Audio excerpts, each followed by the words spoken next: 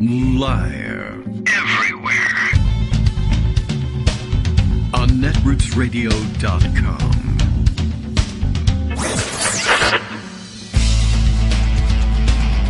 David Waldman. Kagro. In the morning. Now, here's David Waldman. Hey, good morning, everybody. How you doing? It is Wednesday, February 9th, 2022. Time for another show. That's the way it goes here with mornings and subsequent days. I don't know. That's what we've got on tap for you today. Another show. Isn't that fantastic? Very descriptive. We could check with Bill, see what he thinks is going to happen today. The Kagro in the Morning radio show is live now. Today's show is a certified non-fungible token. Thank God. I'm finally in. And just by reading this, you owe, hey, this is great, you owe Kagro X $1 billion in crypto. And don't try to sneak in any Canadian cryptos, because he'll know. That's right. We don't want any of that stuff. And besides which, I think the Canadian crypto has to be delivered by truck. And you know how that's going to go. Well, actually, 90% chance it's going to go just fine, because 90% or more of Canadian truckers are just fine with what's going on and working around the mess, just, I guess, not driving through downtown Ottawa. But, okay, some considerably smaller percentage continue to be upset and, of course, continue to take yes. It won't take yes for an answer. You know, they're mostly demanding things that are just beyond the possibility of getting by blocking traffic in Ottawa, and there's really nothing standing in the way of them continuing with their lives the way they wanted to in the first place anyway, but whatever. Now they're having fun, and people are sending them money, so they'll just continue doing what they're doing. They should be sending them crypto. Just that would be a nice trick. You know, it's basically like putting $1 on the ground, but attached to a fishing line and yanking it away when people go up to grab it. I don't know what's going on with the latest crypto story, but I'm seeing it circulated, and it's funny and weird. Somebody stole a bunch of crypto, and that's one of the big problems with crypto. It was going to solve all of our problems, except for the part about where other people steal your money. I don't really know why they thought that wasn't going to happen, but I think because they thought computers something, blah, blah, blah, and then someone hacked the computers. But anyway, big story out there that I don't intend to spend any more time on than it takes to say, hey, those people are really weird looking, and it's funny, and haha, somebody got their crypto stolen. But a pair of nuts, essentially, and that's a great way to start the day. Everyone wants to. All right, a couple of weirdos have stolen a bunch of cryptocurrency. I don't know how they did it. I read briefly in passing on Twitter that they had been arrested and they had some sort of theft and laundering operation. And I didn't even know you had to launder cryptocurrency. But maybe the best part about it is that it's a man and a woman who teamed up to steal this crypto, and one of them, at least, is a complete lunatic and has a YouTube channel of her performing her own horrible raps and dancing horribly. And, well, I mean, I don't know. I don't really want to play into the stereotypes and everything, but I mean, okay, you're talking about somebody who would be interested in, I'm going to steal money, right? And now there's real cash out there on the streets that you could steal, or there's fake stuff, which is cryptocurrency that you need a computer for, and you kind of got to be something of a computer whiz to do it. Should that computer whiz be rapping? Anybody? No, I don't think your guess would initially be, yeah, sure. Well, she's showing off all her fantastic dance moves also with a gigantic fanny pack here, by the way, which I understand is not understood the same way in every country in the world. But at any rate, she looks like a complete lunatic and idiot. But for a while, she probably thought, it's okay, I'm extraordinarily rich. I've got millions of dollars. So, I don't know. I think the best comment I've seen on it so far is the one that was just on the screen a second ago. But then I lost it. But here it is. Jack Wagner pointing out, I don't know much about crypto security, but this person shouldn't have been able to steal $4.5 billion worth of it. But I guess I'd be dancing around, too, if that was something I could do and thought I had gotten away with. Anyway, Greg Dworkin is here. As far as I know, he hasn't stolen anything, so we're clear to go. Not that you could pin on me anyway. Right, I know. And if you had, you wouldn't be dancing about it on YouTube, probably. But, well, it's just an arrest. There was a financial reporter who, unfortunately, I didn't get the link on to credit, who had, I think, the best take that just wrapped up the whole crypto thing. Yeah. He said two people. And it's unfortunate that they weren't like nuclear scientists or neurosurgeons, because then you could have said a paradox about the NFT. But two people stole $4.5 billion. Wait, 3.2. Oh, now it's 1 billion. Oh, now it's 8 billion. And that pretty much sums really up petty theft the whole at this crypto point. thing right there. Yeah, I don't know what they stole. Bitcoin. I don't know what they stole. And I don't know what it's worth, coin. and that depends what it was a half hour ago. Yeah, you know what I think? I'm curious. It's made me think again about all of our discussions about modern monetary theory and the people who dismiss it as, well, that's just that's fake, that's nonsense, it doesn't make any sense. I'm wondering if they're now out there, those people who are saying no, it's all crazy, are out there like investing in crypto. I'm just curious. Well, it's funny, and you should probably have Arliss Bunny on to explain this better than I can. But there's a new conversation going on in the last 24, 48 hours about MMT, which has to do with whether or not modern monetary theory explains inflation or not. Well, did the MMT people downgrade it as not that important, and now they have to fess up and say it's important, or did they all along say that it was important? And that's, I think less important than the fact that the Orthodox folks really have to start justifying why you have to talk about MMT at all. They tried to ignore it and pretend it wasn't there. And now they have to make a case for why MMT is wrong and we're right, which means MMT is actually establishing itself. And so, it's like coronavirus. It doesn't matter whether you agree with it or disagree with it. It's just there. Right. I think Arliss might want to do that. She's given us some discussion about inflation and what truly causes it before, so they definitely in address the context inflation. of what's going on right now, I think it's pretty important. Well, yeah, and I think it would be pretty easy to understand too. So maybe we should get on that. This is our way of saying, I'll dig up the conversation I saw for tomorrow. But if you could get Arliss on, that'd be much better, because she actually understands this stuff. I just read about it. Okay, well, we can do that. Meanwhile, up on my other screen here, the Skype screen has a new call screen. Beta is now active. So they're trying to improve things, so watch out. Skype Omicron. Yeah, right. Who knows what's going to happen here. Now, there is a split screen that displays the fact that neither of us has video going. So great. We are aware of that. We really, we're friends, but we don't want to look at each other. Not in the morning, anyway. I know, right? The place is a wreck. Come on. You don't want to see this. Come on, get a big I might even have to shave. I don't want to do that. Right. Oh, yeah. I haven't done that in, you should see. Now I think it's like... Exactly right. So let's go into the news a little bit. Stuff is happening. Like a pirate. Yeah. There was a lot about, January 6th is not going away to the consternation of both Mitch McConnell and Kevin McCarthy, except in different ways. Yesterday, Senate GOP leader Mitch McConnell breaks with RNC, writes Hugo Lowell, over January 6th. It's a violent insurrection for the purposes of trying to prevent the peaceful transfer of power after legitimately certified election. Is that? Yeah, and then he went on to say, basically, it's not the RNC's job to muddy this up.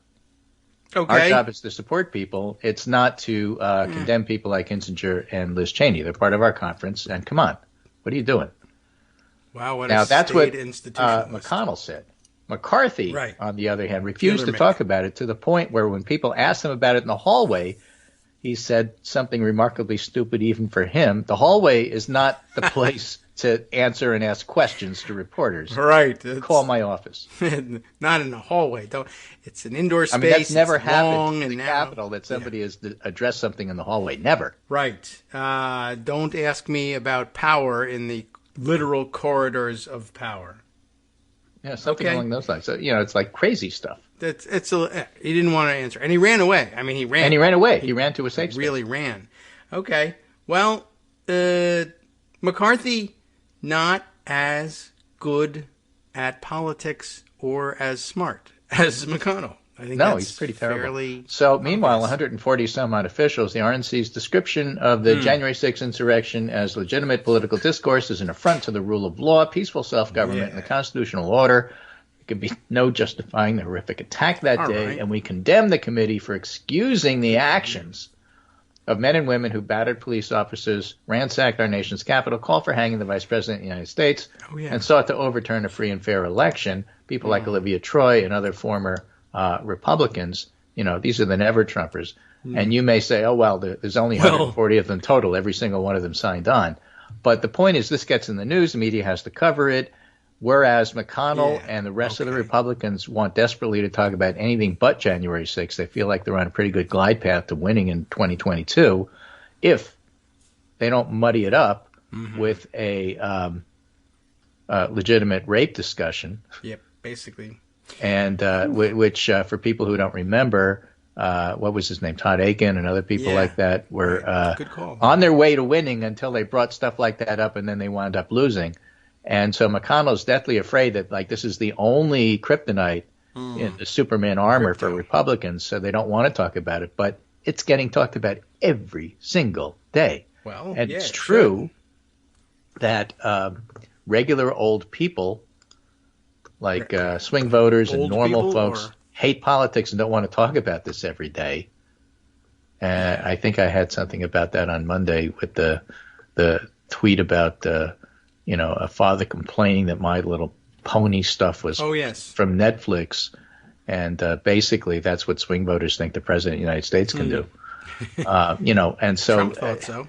Will it really matter in November? And the answer is, again, it depends a lot about the January 6th committee and how it covers, because people may not care about it now and they're tuning it out and they're sort of sick of it, but it's still, when you hear it every single day, it just gets in there, whether you want to or not. Well, it was an somewhere at something, you're set up for okay, now it's on TV. I've heard about this.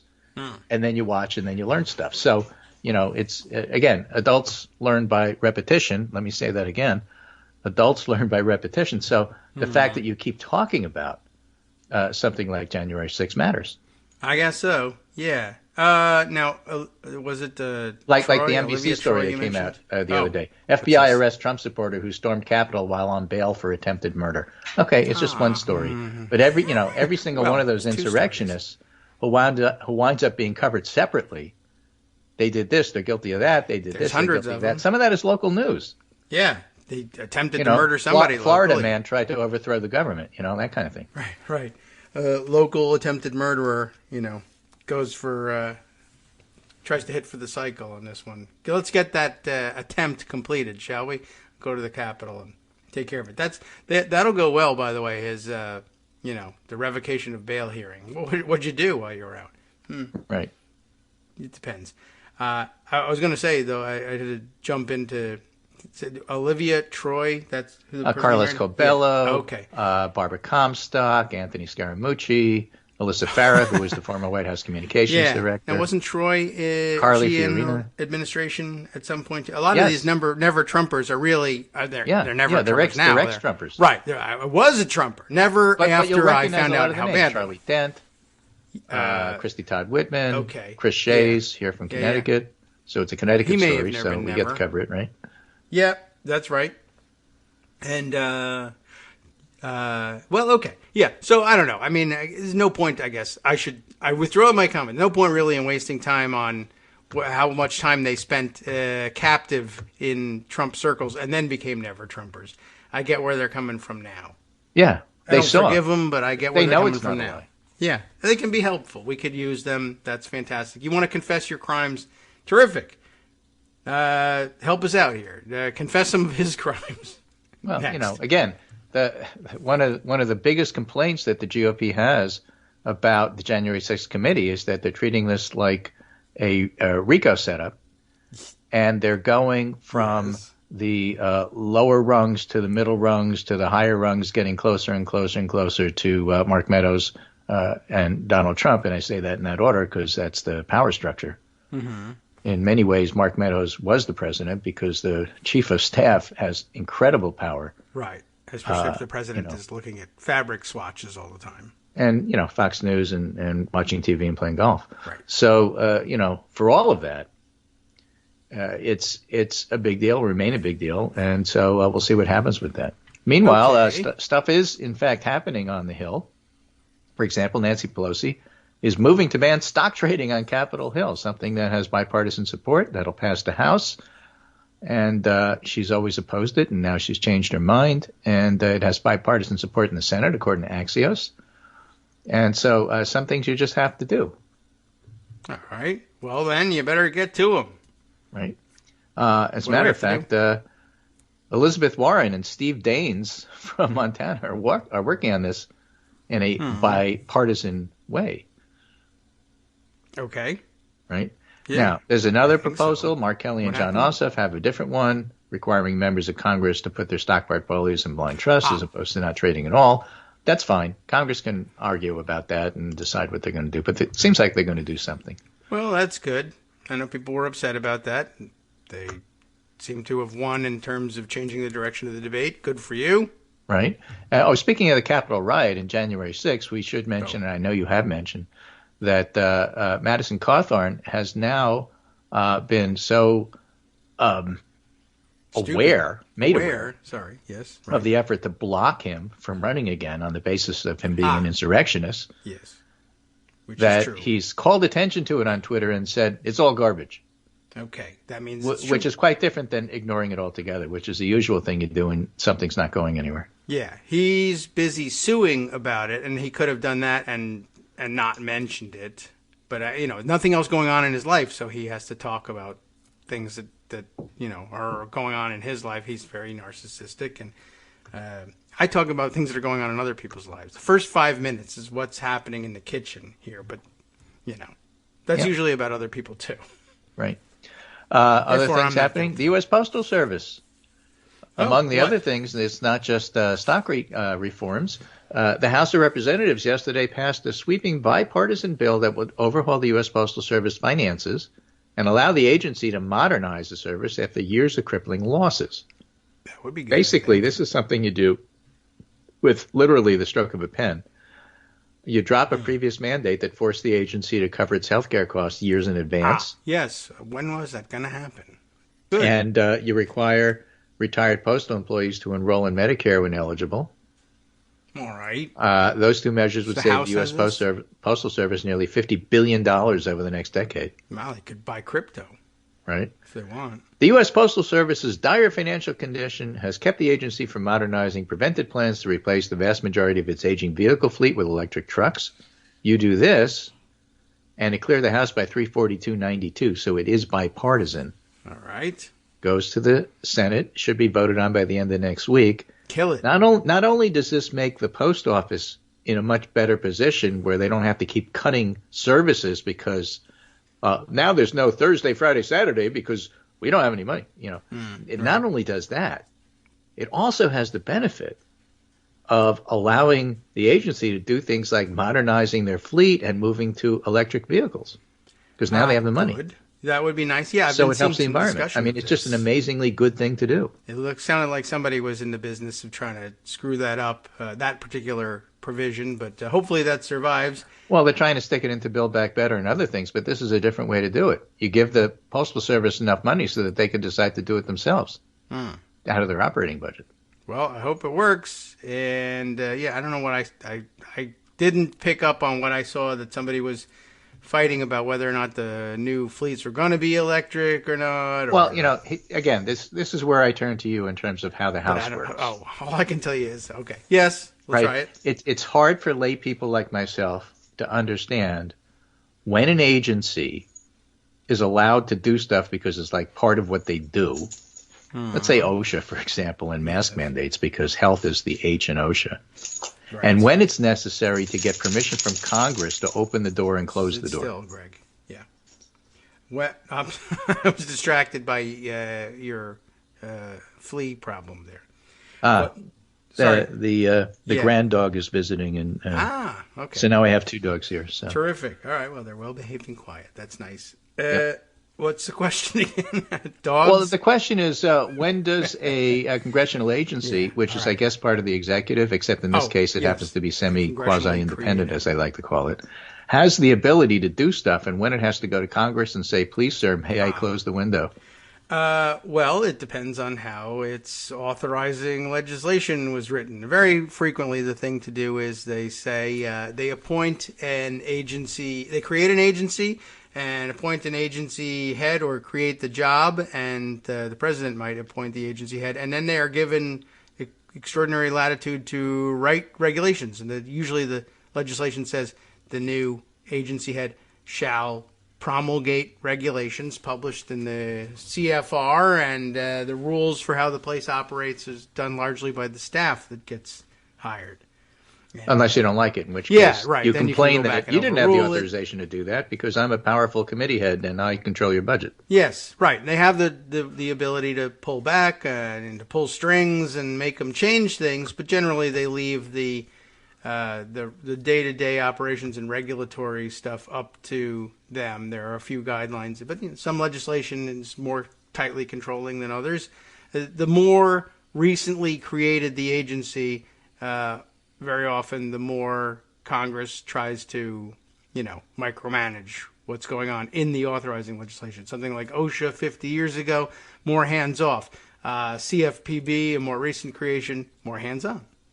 Yeah, well, again, the Postal Service, if it works properly, would also, for example, enable the delivery of Biden's free home test kits. Oh, yes.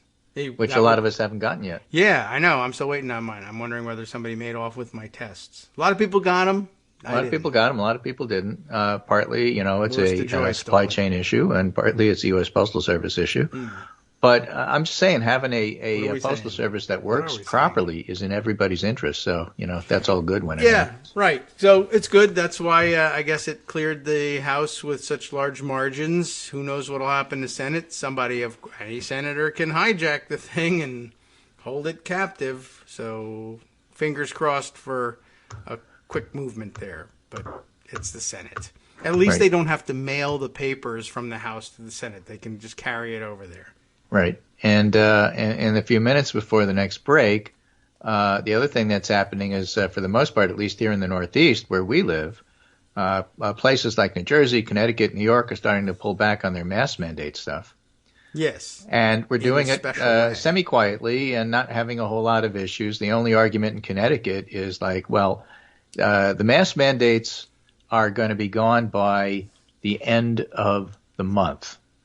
And February is a short month. Yeah. So should it be done sooner or not? And that's really kind of like a minor discussion. It's not like what's going on in Virginia. Mm-hmm. And the thing about Virginia that's so weird, and I was just noticing this morning, Josh Krashour had a column about how it's all tribal because Youngkin wanted to do one thing, but all these school boards wanted to do something else. And now, 4 weeks after Youngkin did this, Democrats are starting to agree that maybe we should get rid of the mandate. So clearly it's all tribal. Well, he left out some key things there. Yes. Key thing number one is that state law says that it's up to the school boards. And that's basically what the judges have decided, at least so far. Now, it's true that some of the Democrats in the legislature there are starting to get ready to go along with getting rid of the mandates.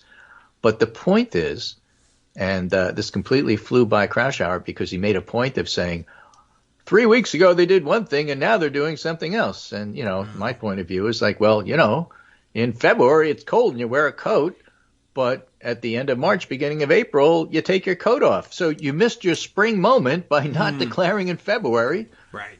That it was warm. He keeps changing his mind. Over 3 weeks. And when you're talking about a spike as sharp as the Omicron spike, 3 weeks is like a different world. Yeah. Right. True. There were several problems with Krashour's, and that's certainly one of them, and why he continues to insist that he will not understand that guidance changes along with the conditions, and that's not waffling or ignoring right. As a matter of fact, one of my favorite scientist experts on COVID said, watch for the next couple of days as the mandates start to go away because the number of cases are going down. Mm-hmm. Watch all the right-wing people saying, you see, I was right all along. Yeah. 3, 2, 1. Yeah, well, they're going to say that anyway. True. The other thing I thought was amazing that, he really willfully had to miss, that his conclusion here was all the liberal governors, is the way he put it, who are now dropping state mask mandates are following Youngkin's lead. And he was right the first time. And well, that's exactly that point. I mean, yeah. Well, the way I viewed it was, you could stop and take a look at what's going on here, which Youngkin was saying, I hereby forbid localities to have their own rules about mask mandates. And the liberal governors were saying, I hereby grant the right to localities to have their own mask mandates. And it's your problem, not mine. Yeah. Say the liberal governors. But Josh's conclusion is not only is that the same thing, but they're all following Youngkin's leads. No, they're rejecting Youngkin's lead. They're saying, I won't do it the way Youngkin did because Youngkin is an idiot and he's creating more problems than he started with. I'll do it the opposite way. And Crash Hour says, no, it's the same thing. Everyone should be crediting the Republicans for this genius. I mean, what's wrong with seeing a mistake made and correcting it and saying, and you want the mask Democrats mandates are soft on crime and they don't know how to do international relations. Everybody knows that. Right, yeah. So you got to have a Republican Secretary of State. So, all right. Well, Crash Hour read it backwards for his own advantage. What a surprise. But he continues to be employed. Okay, you can keep him. It's not like he's Joe Rogan or anything. Hi, it's me, David Waldman, the same guy who was just talking to you a second ago. Our Patreon subscription drive is still going strong, with over 175 monthly donors who help keep us on the air. If we've helped keep you going during the pandemic, why not return the favor and help us keep going so we can all be together for the next disaster? Patreon.com, Patreon.com, makes it easy to make secure, recurring monthly contributions to support our show.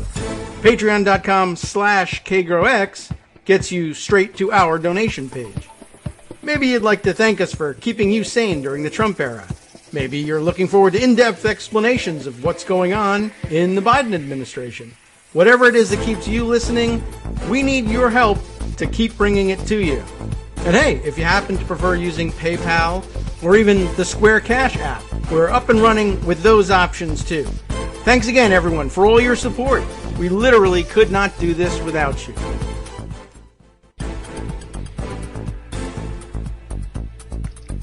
All right, welcome back now to the Kagro in the Morning Show here on Netroots Radio. I understand that we haven't yet covered the totality of circumstances in today's world.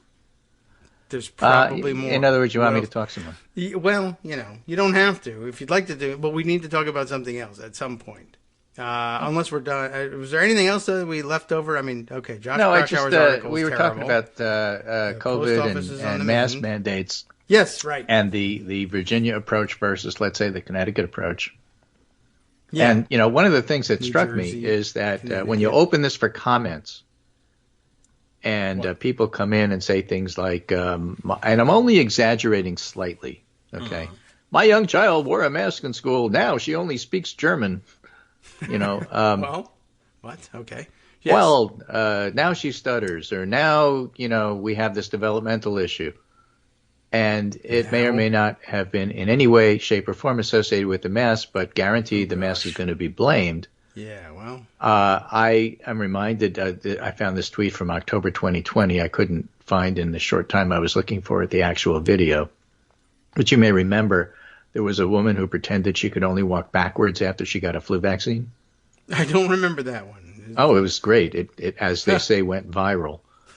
And I was fine. I was a cheerleader. I was an athlete. And now that I got my flu shot, I can only walk backwards. Really? And, it was a pre-TikTok. It was YouTube days. But it's like one of those things where you look at that and say, what? And then that lasted for a while until, guess what? It turned out to be a hoax. I'm not saying that people complaining about their children having issues is a hoax in any way, shape, or form. But blaming it on the mask as if nothing else is going on, it's just people get really upset and say, it's because the mask, that's why this. No, it's not the mask. It's not the immigrant who moved into town and joined your class. Right. It's got nothing to do with anything. Sometimes things happen. Well, I have to blame someone and something. And so there's just so many comments like that. The fact is there's no evidence masks impair social development at all. That's why the American Academy of Pediatrics is pro-open school and pro-mask. CDC is as well at this point. Yes, things are shifting, and they will shift as the number of infections in the community drops.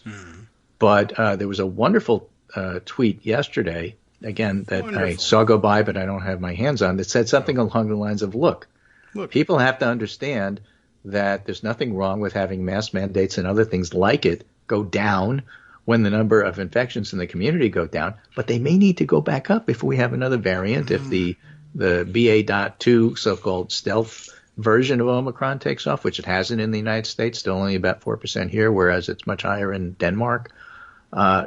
If other new variants that we haven't named yet come, things may change. Right. And so the idea that what we do now is exactly what we're going to be doing 2 months from now isn't true. It's ridiculous.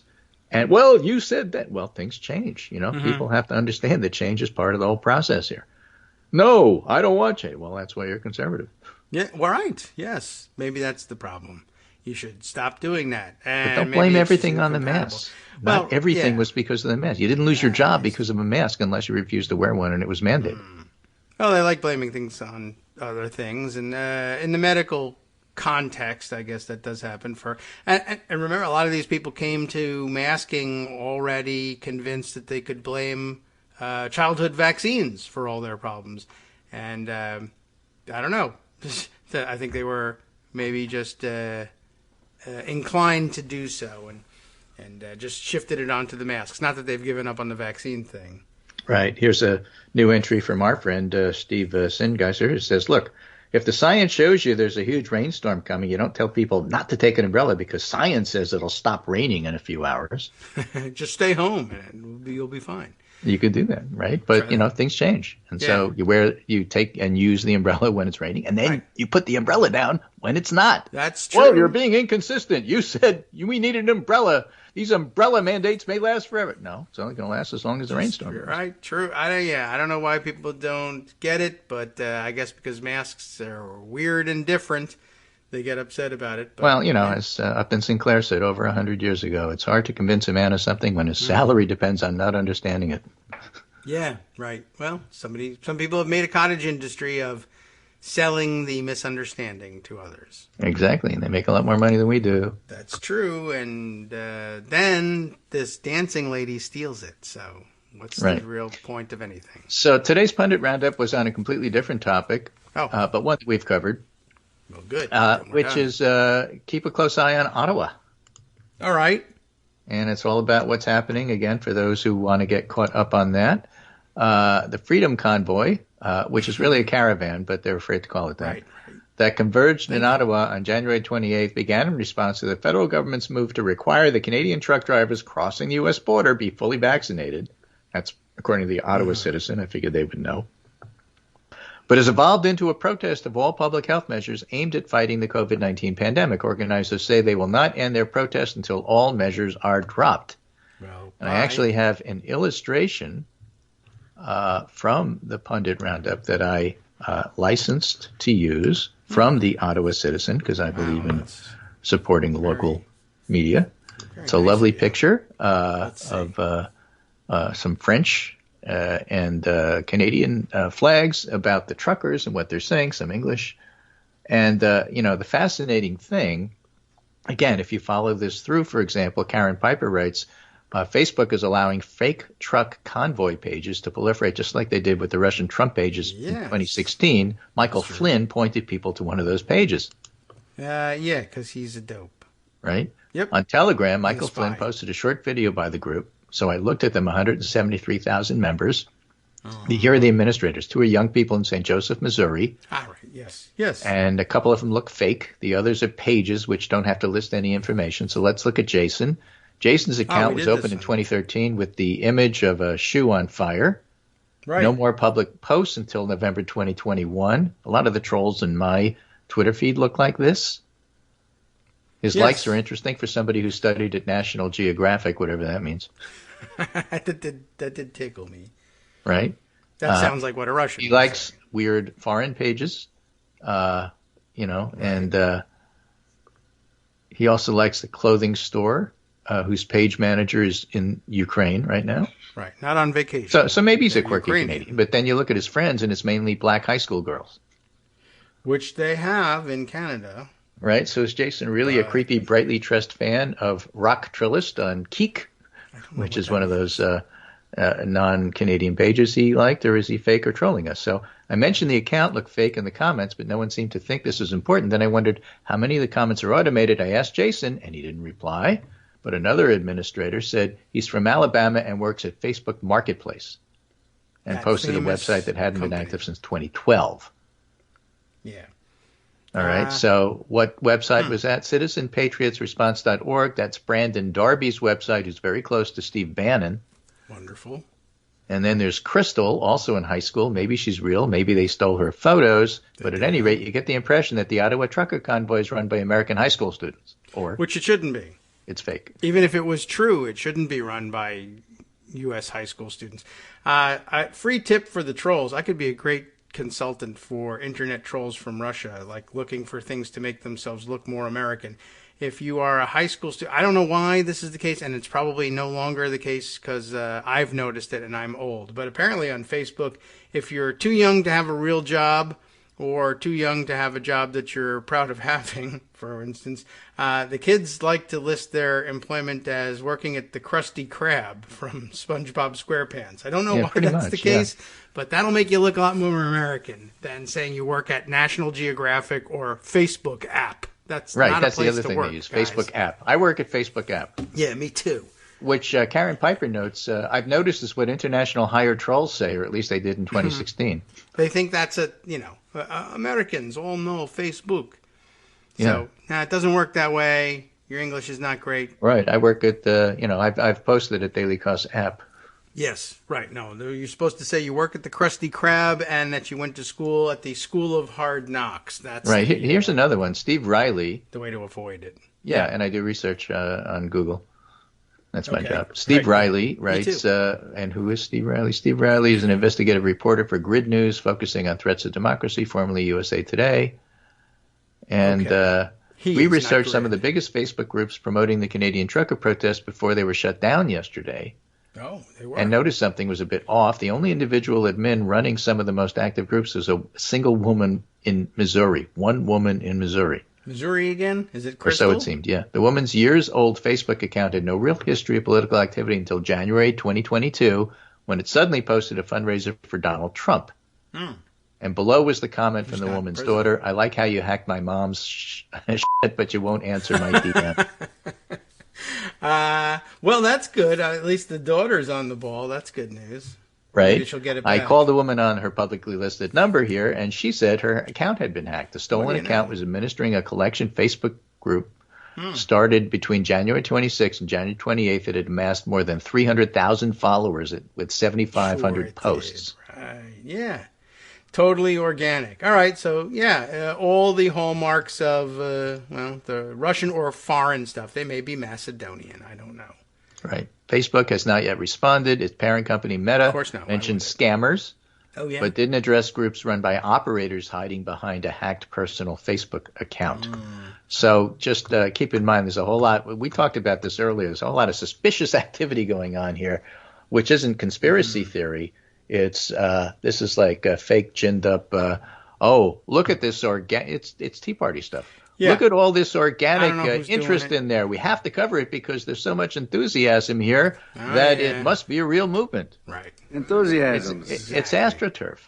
And we've seen it before, and that's why it's so easy to decode the second, third, and fourth times. But Thanks to Facebook for not getting back in time. Remember, we all need to trust Facebook to take us into the future because they're nimble and move at the speed of business. All right. They're just as paralyzed as any other large organization. And, as you told us before, they'll have no interest in correcting it because their livelihood depends on it. It's worth a lot of money to them. Yep. Anyway, let's see what else we have here. So I thought that was important, and I wanted to cover that. I also want to mention that there's a new picture that's circulating about in regard to our friends over the pond. Boris Johnson at one of his, for some reason they call them number 10 quizzes, which is one of his parties that he was having during COVID lockdown. Quizzes. And it's a picture of Johnson wearing a tinsel lei with an open bottle of champagne next to him. Because don't forget, these were all about boozy parties that were happening. Yeah, and lampshade on his head. Well, the equivalent of that is wearing a tinsel lei. Who wears tinsel leis? Leis are supposed to be made out of flowers. Well, yeah, I don't know if that counts as a lei. Maybe the Hawaiians would say, well, don't call it that. Call it something else. But yeah, exactly. So call it a tinsel necklace because that's about all it is. Right. So tinsel, glitter, expensive champagne. I don't know. So I don't understand, though. This is still going on. I'm amazed at how long they're able to drag this thing out. He was having parties. Because now Scotland Yard is starting to release pictures. Oh, well, they have over 300 pictures of the partiers. All right. And basically, this is what sometimes it's when you say it's not the cover-up, it's the crime. It's actually the crime. It's not the cover-up. Right. In this case, it's the cover-up. Yeah, all right. Well, but in the case of Donald Trump, it's the crime. Yeah. It's mostly because his cover-ups are crimes. Like he doesn't cover it up. He announces publicly what he's doing. There is no cover-up. Oh, well, yeah, I guess that's true. I'm going to overthrow the United States government. You can't accuse me of doing this secretly. There's no conspiracy. Right, I told you what I was doing. Sometimes he steals the papers, though, and he doesn't tell us about that. But that could be a crime. Yeah, that is. So, all right. Pictures of drunk Boris Johnson. And now Johnson is blaming it on his wife, or at least people around him are blaming it on his wife. Did she make the tinsel necklace? She wants the party, her name is Carrie, so she's being called Carrie Antoinette. Sure. All right. Well, some people. I'm just keeping you informed of what's going on over there, so that when we look and see what's happening, it's important both with our friends in Canada and our brothers and sisters in the UK. That when you read about these, oh my gosh, how did this happen? I never heard. Well, you heard about it here. Yeah. It's important. Right? And the Ottawa one is important because basically what they're doing is it's just like January 6th was a trial run for the next time. Ottawa is a trial run for doing it in the United States. Yes, and I keep seeing people say that they're hearing rumors of something maybe being planned, but I keep seeing like actual placards that say, no, it's on. But I don't know, aimed for Valentine's Day, which is a Monday this year, so I don't know whether that makes any particular sense, but Monday's a good day to start anything, I guess, except work. But, there's going to be a U.S. caravan as well, full of unvaccinated and unmasked people. In other words, a disease-carrying caravan that's going to tax our resources, which is about how I describe what's going on in Canada. And, we'll also see whether there's any kind of showdown between the truckers and the auto workers. I understand that's one of the ramifications of their new move to block the bridges, or at least this one bridge, the famous bridge, between Canada and connecting with Detroit, and all the Canadian-made auto parts that are necessary for the assembly of our various vehicles here. Maybe some mail vehicles, the new ones that they're trying to buy, for all I know. Can't make it across the bridge in time, and I guess it's going to start affecting production. And if any auto workers find their paychecks impacted by it, well, you know whose face to punch and where they are. I'm not saying you should do it. I'm saying you got a lot of time on your hands and nothing to do with them. So you might as well clench them into fists and see what happens, I guess. I don't know. Are they going to start to get mad? Or could they prevail upon union solidarity and talk to the Canadian Teamsters? I don't know.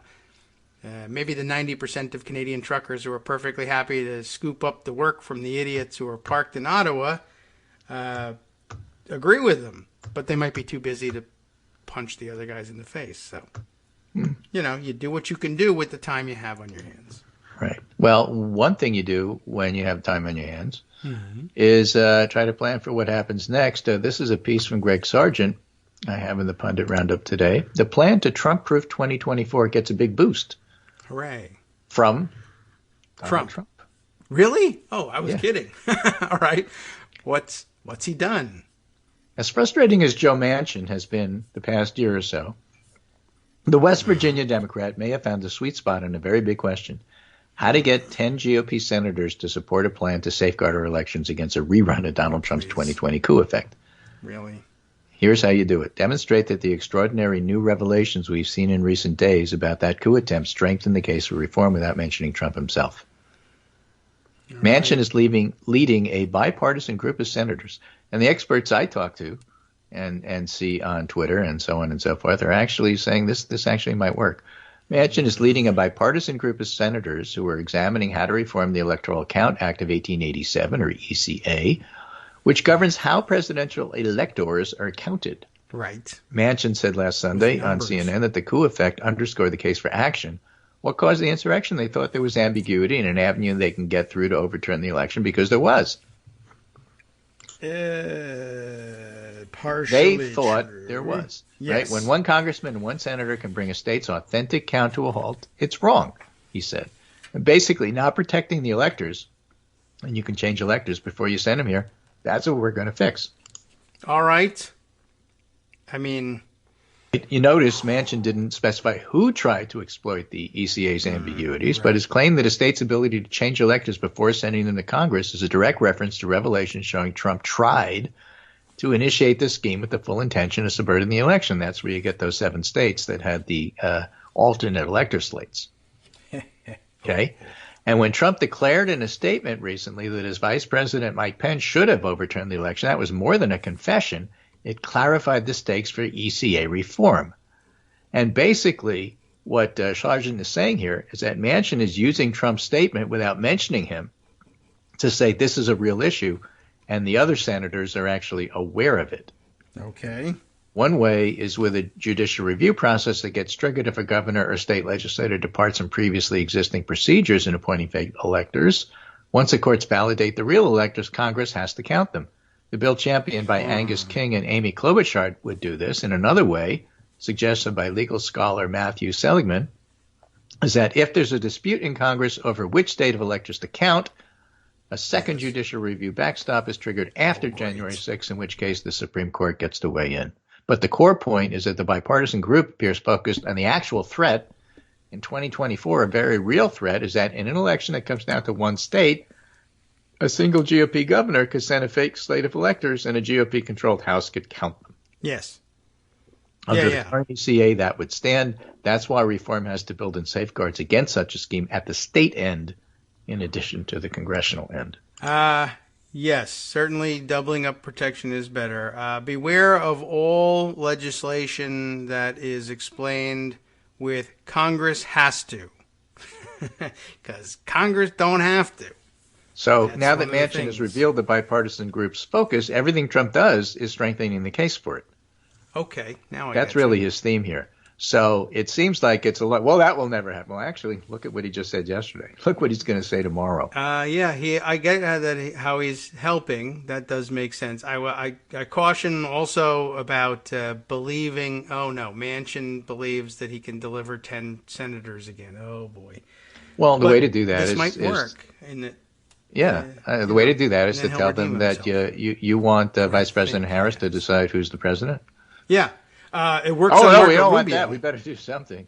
Yeah. Well, that's a good test. Now, try that as a persuasive line. I think you're right. It should work. Certainly by logic, it should work. Now, if you can bring Marco Rubio around. Manchin will learn his lesson? Of course not. But, this, as we say in Brooklyn, you do what you can with what you got. And this seems like the most promising way to go forward. It's worth a try. Certainly. I don't like trying to persuade people to vote for my side, but what if that's the only avenue that you could win? Well, I guess I'll have to try it. Yeah, I mean, I have my doubts about the efficacy of the end product, but it's worth trying. And I also see that there's a game to be played here. Like, okay, well, if you can give Manchin another try at convincing 10 senators, Republicans, to come along, and he succeeds this time, let's take it, certainly. And maybe he feels like playing again and trying on something else. And, I don't know that I necessarily need Manchin to fail over and over again. Maybe he should succeed once in a while. I don't know. Well, some folks are just slow learners. It happens. Yeah. But yeah, my test case then would be to say, all right, I get your point. It's a good one. You should be able to convince Republicans by saying you don't want Kamala Harris to have this power. But now there's one test case. If you can't get Marco Rubio on board, because he just said that, if you can't use that to convince Marco Rubio, I would say, where are your other 9? Yeah, right. You're on a fool's errand again, guy. And the problem is that Marco Rubio might be your best bet, and he's a terrible bet. Yeah, I mean, you can get Chris Christie, but so what? He's not a senator. Right. Exactly. That doesn't help you at all. All right. Well, all right. Give it another try. Greg Sargent really loves this issue, and I'm afraid it's making him a little bit too credulous of what it can do and what its chances are. But, what am I going to say? Don't work on this? No. Well, that's like, thinking the Supreme Court works basis rule of law, Right. If you still think that, you're going to report this a whole lot differently than if you know what's going on. That's true. Like I said, he's not wrong yet. And I heard the arguments. They were very persuasive. When did you start working here? Yeah. I don't know why you... I understand that you have to cover them. You have to say what was said. That's true. And that's the true evaluation of the arguments to say they made sense and were very persuasive to real people. But that's not... You can't really predict the outcome based on that. All right, so let me give you an example of how that works from a very, very smart, semi-retired reporter who nonetheless is like really good. Her name is Linda Greenhouse, and she covers the Supreme Court. Okay. She's a 1998 Pulitzer Prize winner. She covered the court for the Times from 1978 to 2008. Yes. Then she was an opinion writer. Now she has a guest essay in the Times. Is this a called new one? The Supreme Court Has Crossed the Rubicon. Because we did read something from her a couple of weeks ago that was very good too. Yeah. All right. She gets it. Excellent. It's like reading Sarah Binder about what's going on in Congress. Oh, this person seems to know what they're talking about here. All right. So Linda Greenhouse does. And she says, the Rubicon has been crossed when the Supreme Court issues a conservative voting rights order so at odds with settled precedent without any sense of the moment that Chief Justice Roberts feels constrained to dissent. Okay, you're right. Yes. That Chief Justice Roberts, what the 5-4 majority did was so far out of line that even Roberts had to basically sign on. And this is...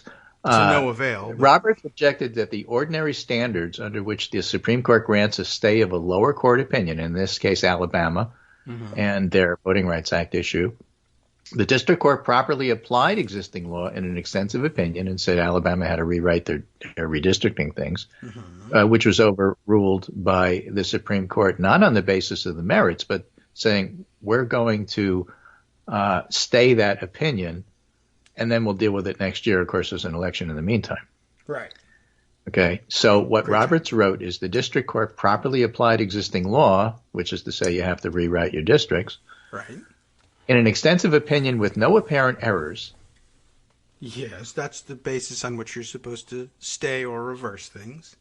Kagan, joined by Breyer and Sotomayor, also dissented in a more extensive opinion that accused the majority of using the court's emergency shadow docket not only to intervene improperly, but to change voting right law in the process.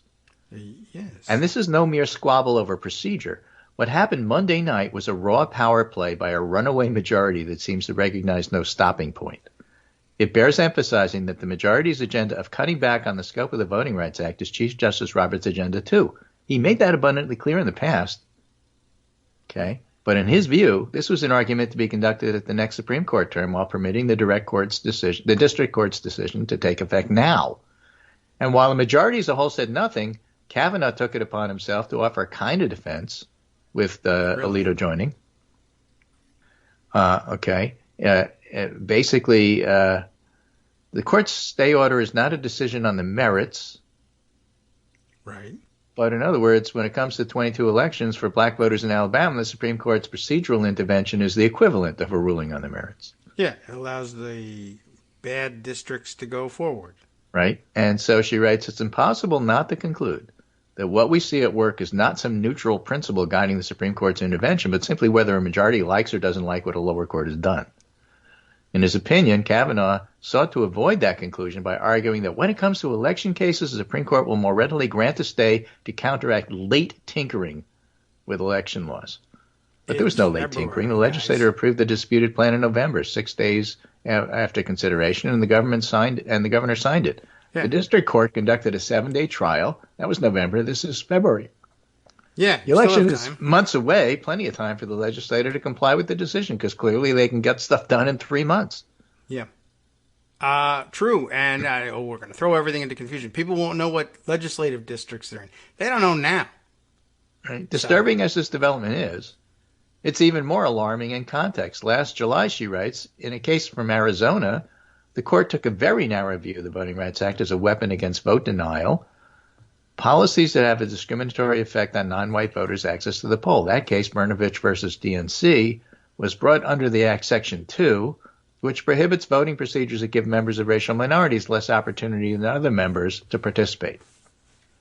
Alito's opinion for a 6-3 majority set a high bar for showing that any disputed measure is more than just an ordinary burden that comes with turning out to vote. Now, it was an unusual case, and that Section 2 has more typically been used like in Alabama. And obviously, at the heart of any Section 2 case is the question of how to evaluate the role of race. Mm-hmm. And stripped to the core, Alabama is essentially arguing a law enacted to protect the interests of black citizens is illegal. Dun, dun, dun, dun, dun. Yeah. So that's a big deal, and that's why it's a Rubicon. Yes, very great article. Very, very well laid out as to what the issues are. Take a look at the rest, and it deserves more discussion. The sort of thing that, if Armando was listening, he'll be calling within seconds. Right. It's an article that teaches lay people like me what the hell is going on.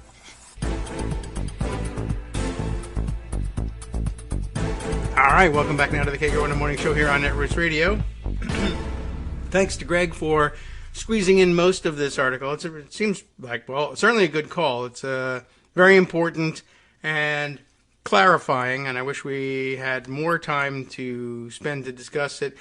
Probably something that Armando might want to chime in on too, although, she said it very well here, and maybe one or two of the things that we could clarify here for non-lawyers, or including people or like myself, who are non-practicing lawyers, I guess.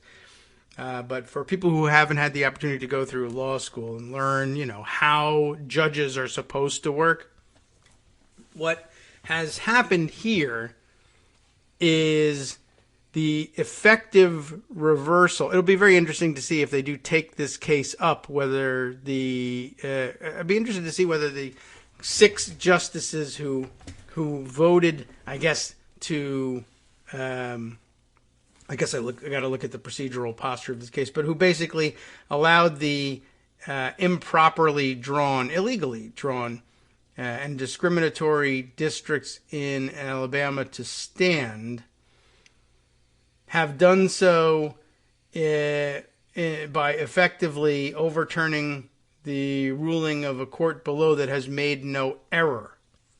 And for those who haven't had the chance to study it, appellate law is all about that. Once you are finished with the trial level, the initial level of having your day in court, and the trial court has made a decision, there is not that much that appellate courts can review. Remember, in federal court, once you've finished with your trial in the federal district court, you can appeal, but they don't have to take your appeal, but you can request a hearing on appeal from one of the appellate courts, and in the federal system, that's one of the circuit courts of appeal.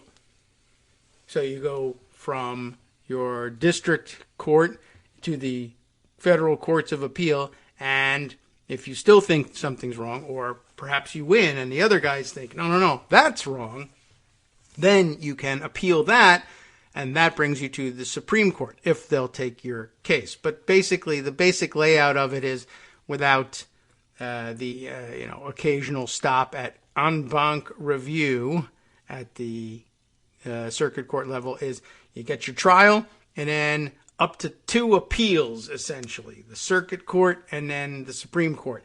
But the rule is supposed to be that whether you like the outcome of what the court below, the district court, did or not, you're sitting on the Circuit Court of Appeals, you are not supposed to be re-examining and retrying fact. That is, the rules say anyway, but screw the rules, right?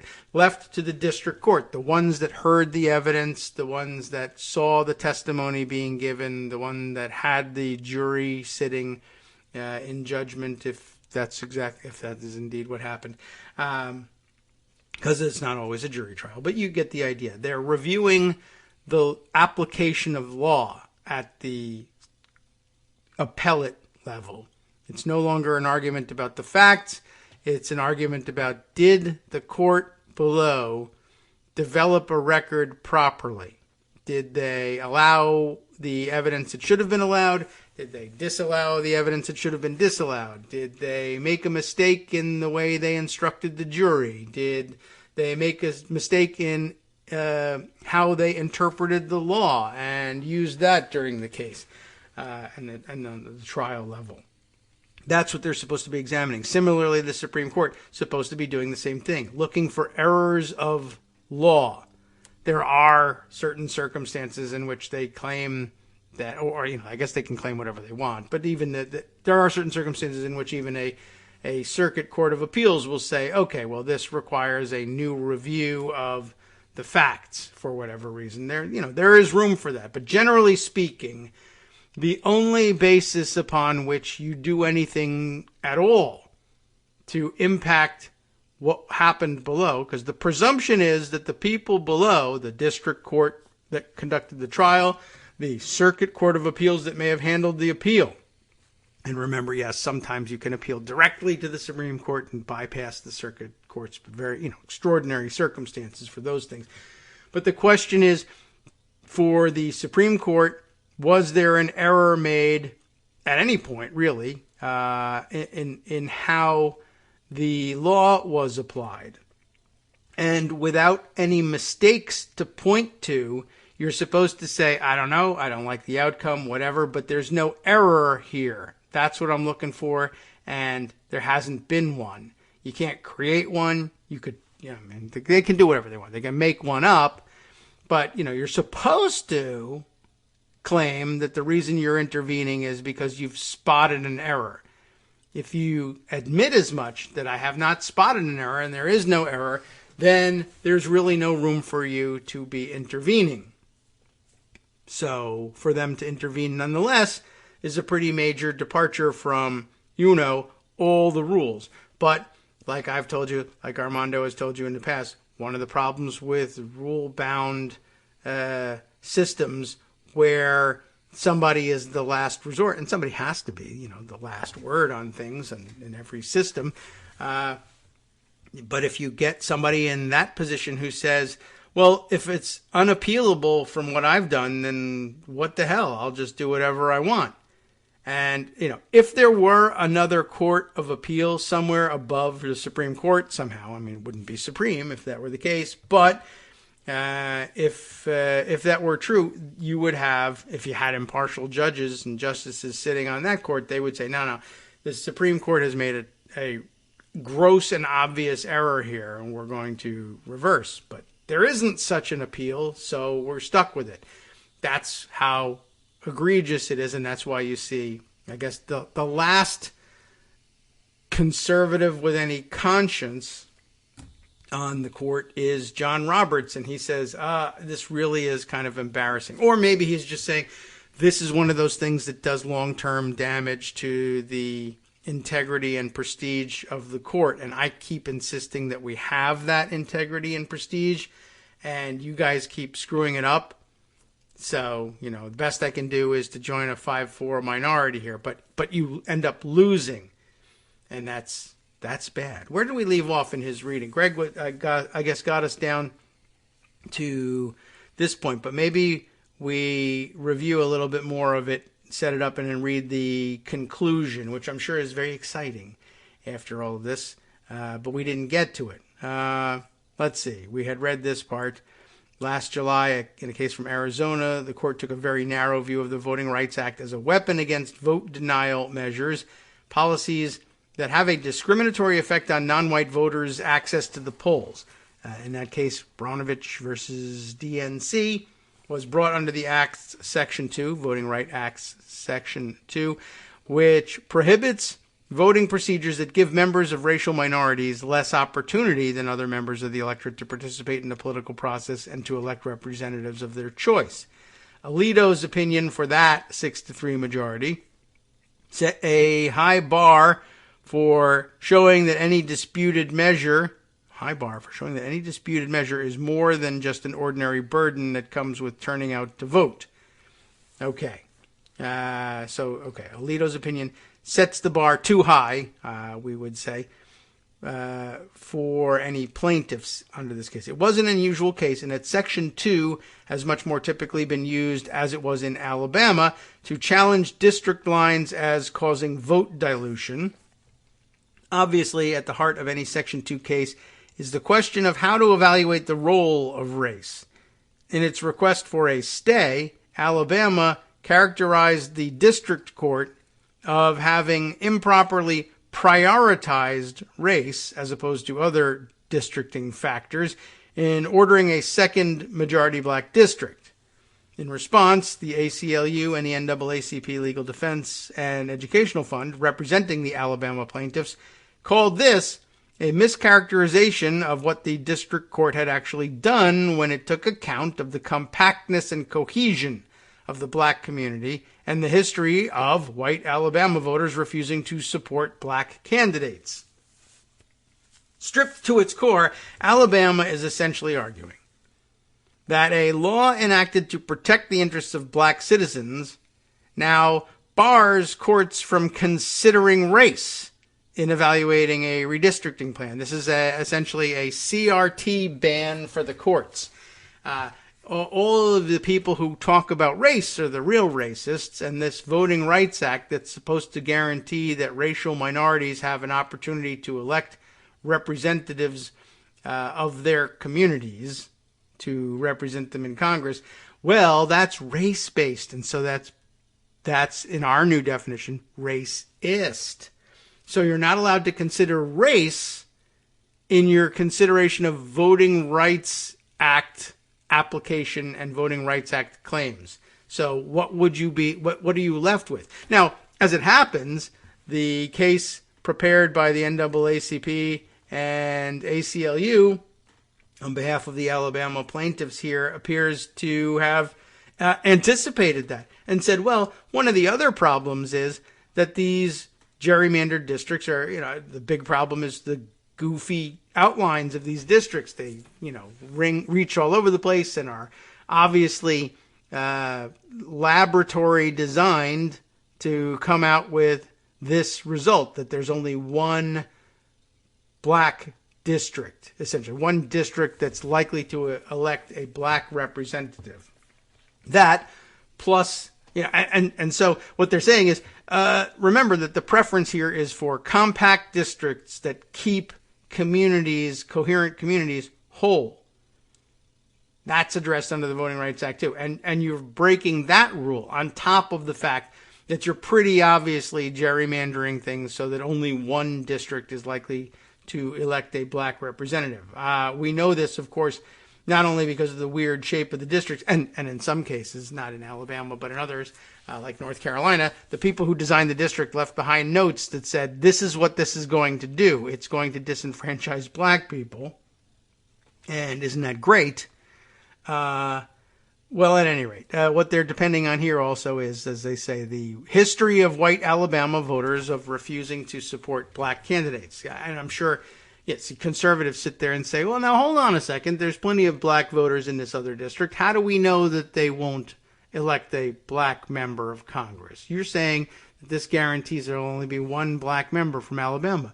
But it could be the case that Republicans in this district nominate a black candidate, and they all come out and happily vote for him. And then you have two black members from Alabama, but one's a Republican. You can't say that's wrong. Well, no, and we wouldn't say that that was wrong per se, but we would say that in all likelihood, there's a pretty significant chance that, one, Republicans in Alabama won't nominate a black Republican, even if given the opportunity, because they like to tell their party in secret, no, we won't vote for that guy.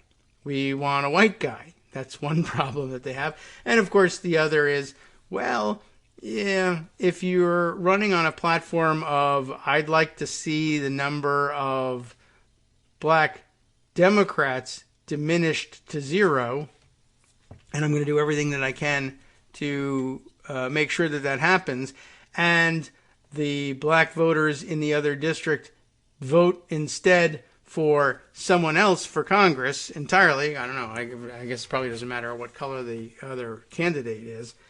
But you're not entitled to a representative of your party. That's true.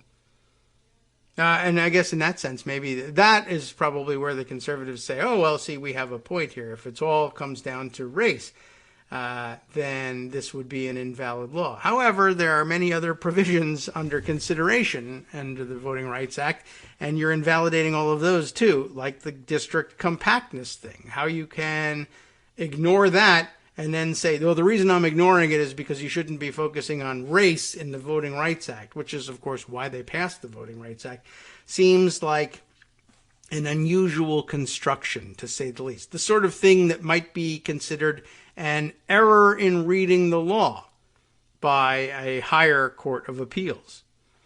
Well, anyway, as we were saying here, stripped to its core, Alabama is essentially arguing that a law enacted to protect the interests of black citizens bars courts from considering race in evaluating their redistricting plan. Justice Kagan's dissenting opinion contained a warning that granting the stay amounted to a tacit acceptance of that startling proposition. She said the stay reflected a hastily made and wholly unexplained prejudgment that the court was, quote, ready to change the law, which, of course, is not what they do, right? But I guess that's why you see Mr. Balls and Strikes actually joining the minority here and joining the dissent. It's just the problem is that there are 5 other Republican justices who say, "What Balls and Strikes? No, we don't do that. We tell you whether, you win the game or not." And so here they are saying, we'll grant the stay because when we take this up after the election, and the election has already been conducted on unfair grounds, we'll say, well, don't worry about it having been conducted unfairly because we're going to invalidate the law that would have held that this was unfair anyway. Oh, great. That'll fix everything. The battle over what Section 2 means has been building for years, she concludes, largely under the radar, and now it's front and center. The current Supreme Court term is all about abortion and guns. The next one will be all about race. Along with the Alabama case, Merrill versus Milligan, the Harvard and University of North Carolina admissions cases are also on the docket to be heard by a Supreme Court that presumably, for the first time in history, will have 2 black justices, and all in the shadow of the midterm elections. The fire next time. The fire next time? Okay. Not sure I understand the conclusion, but that's because we read this in disjointed fashion. Anyway, Greg's quite right. Good essay. Well worth reading. Not much to be done, but sit there and see whether it in fact comes out this way and vote as if you were worried that it is going to come out that way and continue doing it. And, hey, let's get a nomination onto the Supreme Court that can scream loudly enough that people will sit up and take notice of this as it's happening. Wow. Okay. Well, good points made here. And All right, let me carry on here and jump back into Pocket and pick up the various items that I wanted to share with you. Plus, we can scroll back a little bit into Pocket, or rather into the Twitter timeline, and see what we can come up with here. I want to make a note to myself here about something else I was thinking of sharing that was restricted to Twitter over the weekend, but that might make a good topic of discussion. Okay, we got Thursday and Friday to deal with it if necessary. All right, a couple of the things in Pocket had some video attached to them, so it's hard to tell from inside Pocket what they were about. Oh, yes, right. Now I know what those are. And those are pretty funny. Shall we look at those? Maybe we'll save those for later on. Here's something that caught my attention this morning, though, because it's about conservative people and Republicans and an enormous amount of money being wasted on them. If you're tired of the Joe Rogan story and wondering why they paid him $100 million, and I think we all are. And by the way, I understand that Spotify's CEO has said, the way to make amends for this, you see, now that we're deleting, 70-something episodes where he says the N-word. And by the way, anyone who wants that much content can buy my show. I don't know. I don't know if at this point I'd be allowed to accept money from Spotify for it. But anyway, they're not interested in giving the money to me. One of the things that they're doing is they said, all right, well, maybe we should counter things by raising up some minority voices and bringing them to Spotify and giving them a big money deal like we did for Joe Rogan. So they said, well, we put $100 million into Joe Rogan. We could put $100 million into the other side, too, except it won't be just one person. What they're basically saying is Joe Rogan gets $100 million. And then a whole bunch of minorities representing millions of people with millions of disparate voices will split another $100 million among the bunch of you. So everybody gets $10 and Joe Rogan gets $100 million. But you're free to say whatever you want. Well, that's not really going to work either. But anyway, if they're giving any money to anybody, it won't be me, because they're going to be giving it to minority voices that are unrepresented. And I am not one of those. I am a white voice that's represented. But I have my own things to say. But anyway, somebody else can give me the money. I just was, no one knows why they gave Joe Rogan $100 million. And just, you could debate forever what's to be done about him, what's to be done with, or how do we consider the episodes in which he's said these things that were so embarrassing to Spotify that they had to take them down, the people he's interviewed, etc. I would basically say, I think we can all agree, giving people, any one person, $100 million for their podcasts, you're probably on the wrong foot to start with. It's a dumb idea, terrible number. Quite honestly, most people who've made several years worth of podcasts, if you offered them $1 million, they should be over the moon. But Joe Rogan, I guess, is a moneyed guy. And the more I hear about him, the more I understand, he's been an actor and comedian, and he's been well compensated, and it was on successful television programs. So money, it's not that it doesn't matter to him. It does matter to him. It matters a great deal. He loves money, I'm sure. But, in order to get through his head, you got to be talking $100 million, because he's already got several million from other stuff. And what does he care about $1 million? Whereas for me, $1 million, $500,000, take the whole thing. By the way, it made me think about it. Like, I've got a 10-year back catalog with 2,000 programs in the can here, but I don't have video. That's true. And that makes all the difference, apparently. So I'll take $50 million for mine if you want to buy it. Anyway, other conservative people wasting money include the other incredible clod, Charlie Kirk, the dummy from Turning Point USA, who I think really has already had too much money thrown at him to begin with. Somebody else has decided to throw even more at him for an even dumber scheme. Washington Post reporting, a firm, we'll find out who, saw $40 million potential. Oh, God, they're giving him $40 million. What was the potential in Charlie Kirk's America First Academy? Then its plans fell apart.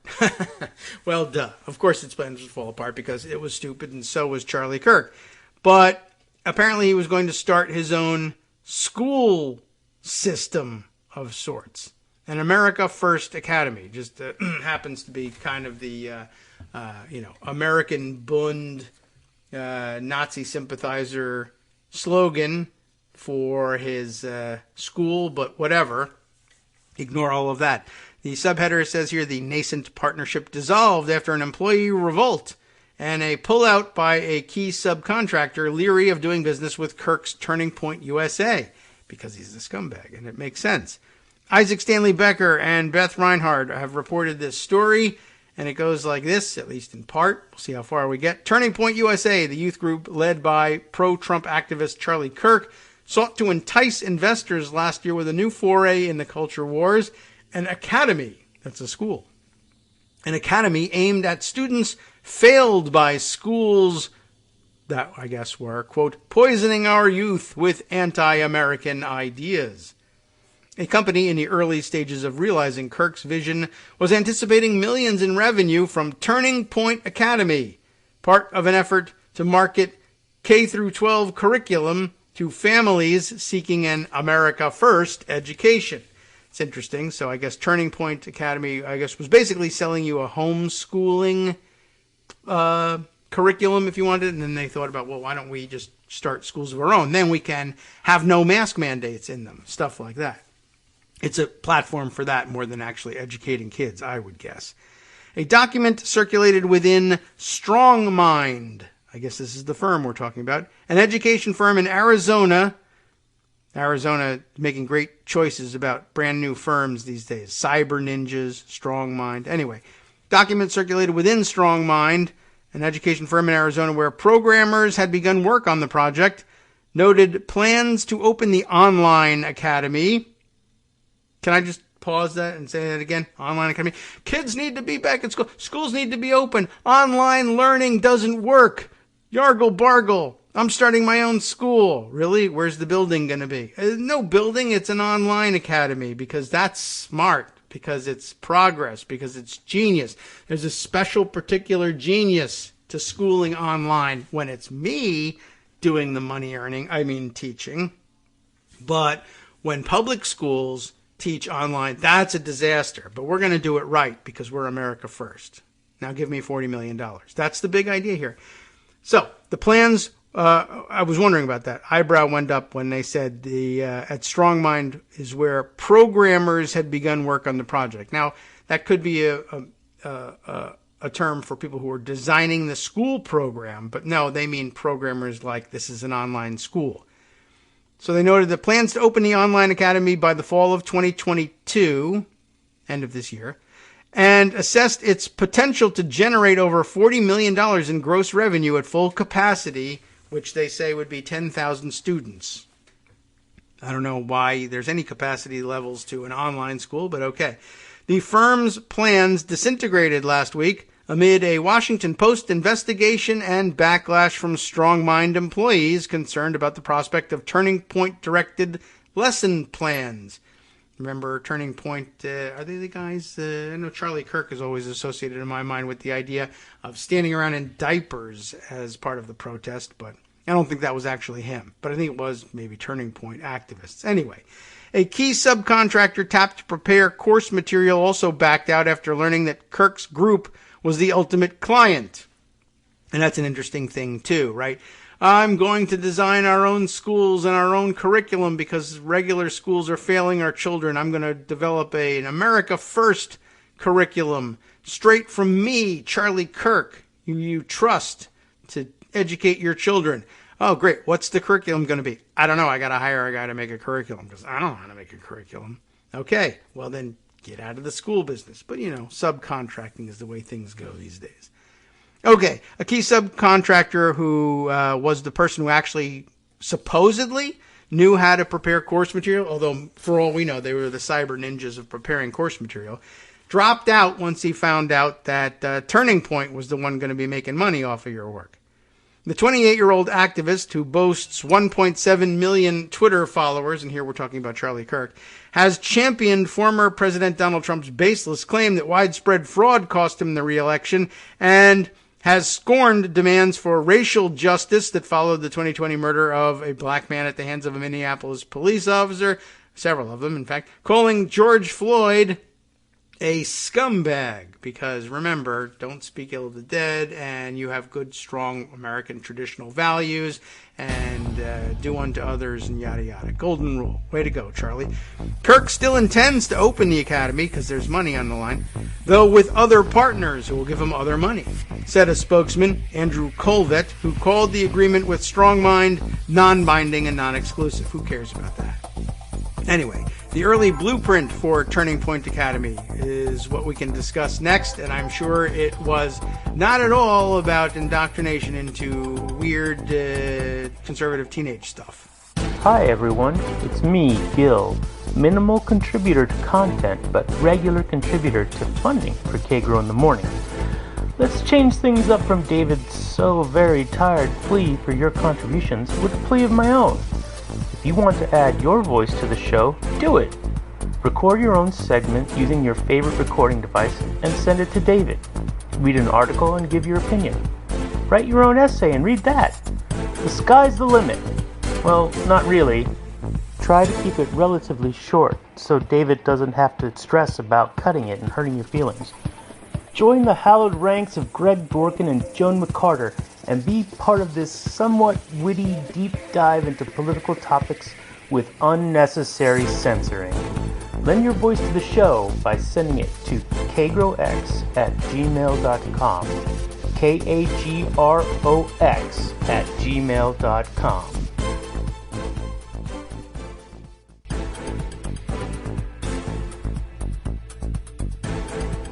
All right, welcome back now to the Kagro in the Morning Show here on Networks Radio. Yeah, so pretty interesting, keeping an eye on this thing and just thinking about how weird it is that he wants to, I mean, you know, starting a school, I don't know whether that was ever an ambition for Charlie Kirk. Making money, though, almost certainly an ambition for him. And anyway, ignore the whole idea about Charlie Kirk getting $40 million to start an online grooming operation to reach into your house and speak to your young and impressionable kids, turn them into compliant, quote-unquote, activists for his cause, who all will consider Charlie Kirk a personal hero for whom they'd do anything. Anyway, don't worry about that. Okay, so where were we here? Yes, right. He was just busy calling George Floyd a scumbag. That was nice of him to do. Kirk still intends to open the academy because it's the next best thing to owning the Miss Teen USA pageant, and ready to go forward. The blueprint, an early blueprint for Turning Point Academy, laid out in detail for the first time in documents and chat logs reviewed by the Washington Post, points to the growing market for education and media serving families disgruntled with public schools, a flashpoint in many communities, and a key issue on the campaign trail. He certainly identified a business prospect, that's true. The quest to raise revenue by allowing families to bypass traditional schools and buy curriculum more aligned with their political worldview worried some experts and watchdogs. These are the people who are actually interested in education. I think it should worry the experts and watchdogs in the sex trafficking sector as well. But hey, I have no proof. It's just Charlie Kirk has, been steeped in the pervert world of Trump sex cult for 10 years, and, I'm sure he's fine. Anyway, this sounds like a very slippery slope, said Carol Basile, a dean of Arizona, the dean, I guess, of Arizona State University's, oh boy, a long name again, Arizona State University's Mary Lou Fulton Teachers College. It's not that long. It depends on what the curriculum actually looks like, but to move in the direction of letting partisan identity decide what is being taught, that feels new and worrying. I guess when it's that explicit anyway. I mean, yeah, it was sort of under the radar before, but in the guise of local control of local schools, and there's not that much you can do about it. But launching something nationally like this, yes, I agree. Turning Point USA, founded by Kirk in 2012, rose to prominence by maintaining a professor watch list, promising to unmask, no pun intended in the current context, unmask liberal instructors. The nonprofit prospered under Trump's presidency, raising more than $80 million from undisclosed donors, according to its 4 most recent tax filings. It announced its intentions to launch an academy last year in the midst of an inflamed debate over how much schools should focus on racial inequity. A bare-bones webpage, to go along with their bare-bones education, I guess, says that public school students are taught a, quote, false narrative about America, and that the Academy will promote a reliable, honest, and quality America First education. A 2021 Turning Point USA investor prospectus, which was obtained and published by the watchdog Center for Media and Democracy, highlights the project, which the prospectus says is necessary because the left has permeated America's educational institutions. And now Charlie Kirk will as well, and he'll be bringing Professor Roy Moore along to peek in on your children via webcam. A promised debut last fall didn't materialize. By that point, however, Kirk's group had started discussions with Strong Mind to help launch the academy. According to people who participated in the conversations and, like some others, spoke on a condition of anonymity to describe sensitive details, Strong Mind sells digital curriculum and educational technology, among other products, like CBD oil. I don't know. Everybody seems to be hawking that. In early discussions last fall, Turning Point USA learned from Strong Mind executives that the company relied on labor in the Philippines. How fun. According to a person familiar with the conversations, it's an America First education designed in the Philippines. The overseas workforce, tasked with creative efforts such as graphic design and confirmed by 2 additional people familiar with the setup, was notable because of Turning Point's emphasis on an America First education. Colvett, the spokesperson, said that reliance on foreign labor posed a problem for Turning Point's brand and that Strong Mind was asked if the team working on the project could be domestic. I mean, I guess that was handled reasonably well for them, right? I mean, they recognized the hypocrisy of it and said, we don't actually want to do that, and couldn't we work with the domestic team, and that's okay. I mean, to the extent that it's non-racist, and that you want to say, well, we want to employ people here in the United States and have them working on it, and besides, that's better for our brand, and it's all about America, after all. It should be made in America, even if all they were doing was programming the graphics that go along with things. If, on the other hand, they were like, well, I don't want those weird brown people from another country working on my good, clean American white stuff, well, that's a bad motivation. And they probably do have that bad motivation, but they probably had the other one as well. I don't know whether they really cared about creating jobs or not, but at any rate, not the worst thing about this. Still, the disclosure didn't end preparations for a potential partnership. Strong Mind notified employees on January 21st that work with Turning Point USA was underway and that Verano Learning Partners, an associated nonprofit led by the company's founder and chief executive, Damien Creamer, or I don't know whether he pronounces it as Kramer, as some people do, but it's with a C. Creamer, like non-dairy creamer. Damien. That's also a name that probably shouldn't be used anymore, was pleased to add Turning Point Academy to its family of schools. So I guess they got over their initial objection, but the rest of the employees didn't. This private education option will offer K through 12 families nationwide the choice to enroll in a fully online private school, bring together other families to form a learning pod, or school independently from home. Cody Bendix, Strong Mind's corporate communications director, Cody Bendix, whatever, these names, wrote on an internal messaging platform, according to screenshots reviewed by the Post, which I guess were turned over by disgruntled Strong Mind employees. So, all right, it's somewhat flexible. You either send the kids to school online, or you can, if you really want to be involved in your kids' education, like you say you do, form your own learning pod and instruct at someone else's home along with 5 or 6 other kids, or school independently from home. You can teach the curriculum yourself. as I think is a very small minority of homeschoolers actually bother to teach their kids themselves and act as teachers as opposed to doing the schooling online. The announcement caused an outcry inside the company, where some employees raised concerns in Zoom meetings about the move to partner with Kirk. According to 4 employees who attended the sessions, 3 employees said a StrongMind manager told staff that existing course content would mostly be suitable for the academy, but that certain details would need to be adjusted or omitted, like the truth. As an example, the company manager said Turning Point might have problems with the lesson plan using a speech by a Republican president to highlight propaganda techniques, according to people familiar with the comments.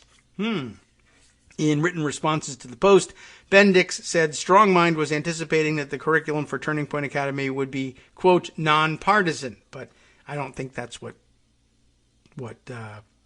Turning Point had in mind. Appealing to disaffected parents was at the heart of StrongMind's pitch. A business prospectus says working with Turning Point USA would have given the company access to a network of 1,000 chapters across all 50 states, made up of people frustrated with the state of public education. But then just offering an alternative product really gives you that. The plans were geared toward homeschooling or a variation involving small groups of students, arrangements that grew more popular during the pandemic, the learning pod thing, with the number of households turning to homeschooling doubling between April and October 2020, according to census data. And again, I can understand why. If you're saying, well, if my kids are going to be going to school online and working independently anyway, I might as well choose the curriculum for them if I think there's a better one available, particularly if it's not that expensive. That part makes sense. But then the part about kids need to be back in school, but actually my kids aren't going back to school anyway because they're going to school online, except with Charlie Kirk teaching them instead, it makes no sense. StrongMind's leaders saw the partnership as a launchpad for national influence in the area of school choice, invoking the e-commerce giant Amazon as a model. Why? How? This initiative seeks to do the same for StrongMind and school choice. We're Amazon, but for school curricula. That doesn't really work. Kirk's group completed the commercial equation. Turning Point USA, the document explains, brings pre-existing relationships with many target customers. StrongMind, the document emphasizes, saw value in opinion, brand, and reach. What basically they're saying in lingo here, corporate lingo, is this essentially will amount to a Charlie Kirk Turning Point USA endorsement of our product, and millions of people will buy it because they do what Charlie Kirk says. Now, there's not really millions of people that do what Charlie Kirk says to do. Well, maybe in the thousands, but basically they were buying the access to the Turning Point list and getting assurances that Charlie Kirk would tell the Turning Point list, hey, if you're looking for homeschooling products, this is the one to buy because it gives money to me. And then I'll pass some of that money to StrongMind, and StrongMind was happy with that arrangement. But a key subcontractor saw matters differently. The firm selected to prepare curriculum was Freedom Learning Group. Help prepare curriculum. Freedom Learning Group, an education company run by military spouses and veterans. Therefore, freedom, you see. Its chief executive, Elizabeth O'Brien, told the Post in a text message last week, when advised that the ultimate client was Turning Point USA, we notified the curriculum developer that we are terminating the contract. So that's some pretty open-minded group for a bunch of education folks, an education company run by military spouses and veterans that then goes out of its way to name itself Freedom Learning Group. You would think they would be more sympathetic to the Kirk agenda, and they're not. Congratulations to them. Creamer informed Turning Point USA of the setback the same day, effectively dissolving the partnership by making clear that StrongMind no longer had the capacity to help start the academy, according to a person familiar with the conversation. So, by the way, you see what's going on here? I mean, this is not unusual in the world of business, but not all of us, I'm not in the world of business. I'm just in the business of looking at the world of business and saying, what a stupid world that is. But they are making an awful lot of money. And, some of this works. But I just want to point out, Charlie Kirk, who I think most of us agree, has no business whatsoever running a system of homeschooling, whatever the hell this is. But there should be no Turning Point Academy. And there is no Turning Point Academy. Charlie Kirk doesn't know how to educate anybody. He just thinks it would be a good idea if people paid him money and he told people, I think you should educate kids this way. And the parents, though, he does recognize this. Parents who buy into this thing are going to want to see a curriculum. So he says, I don't know anything about how to design a curriculum, but if I could have input on a curriculum, it would be totally America first. So I'll hire a company that knows how to design a curriculum. And then I will say, now, since I'm paying the bills, I want to look at the curriculum. And right here, like, for instance, I think that this should be more crap. This should be more BS, nonsense that I believe, and less facts and junk that you put in a regular curriculum. Can we do that? And then it's a question of, will they say, all right, for money, yes, we can do that. And, okay, that's kind of, it's shady. I don't know anything about running a school. You know, but like Donald Trump does with anything. Trump steaks. What do I know about steaks? I like steak. I don't know how to cook it, and I eat it with ketchup, but I think I like steak. I want to have a steak company now. What do I need to do? I need to buy steaks from somebody. I need somebody to tell me how to buy steaks. I'm going to hire a guy that knows how to buy steaks, and he's going to go buy the steaks, and then I'll put Trump on them.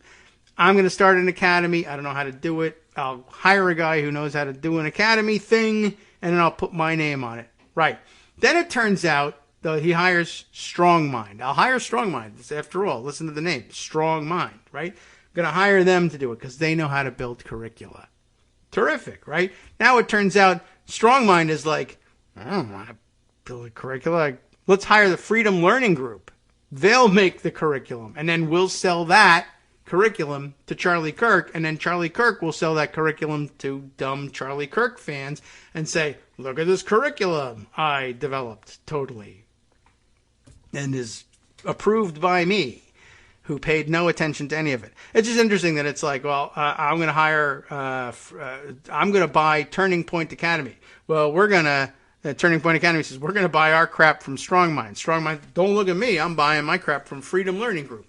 As soon as Freedom Learning Group says, we can't do it, or we don't want to do it, suddenly Strong Mind says, as it turns out, we don't actually have the capacity to build a curriculum for you there.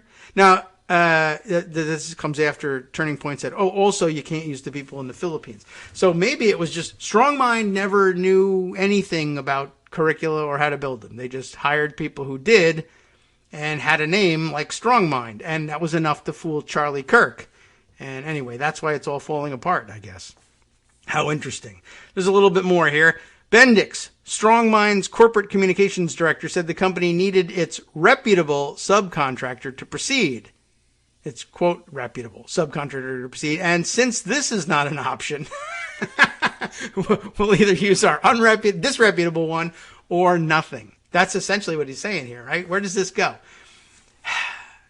Since the company needed its, quote, reputable subcontractor to proceed, and since this is not an option, it is our understanding that discussions ended at that point. Kirk's spokesman said the reasons were overall fit, capabilities, timeliness, and staffing. They didn't know what they were doing, and neither do we. That's why the deal is off. Kramer and other Strong Mind executives were also intent on removing the company from the spotlight after learning that reporters were asking questions about its finances and operations, according to a person familiar with their thinking. Bendix said, I have no knowledge and cannot offer comment on the personal opinions of executives. You also have no knowledge, period, I guess. But he declined to make Kramer available for an interview. Now, I don't know anything about what's going on in his head. Well, then can we talk to him? No. All right. Within Arizona, Strong Mind is no stranger to scrutiny.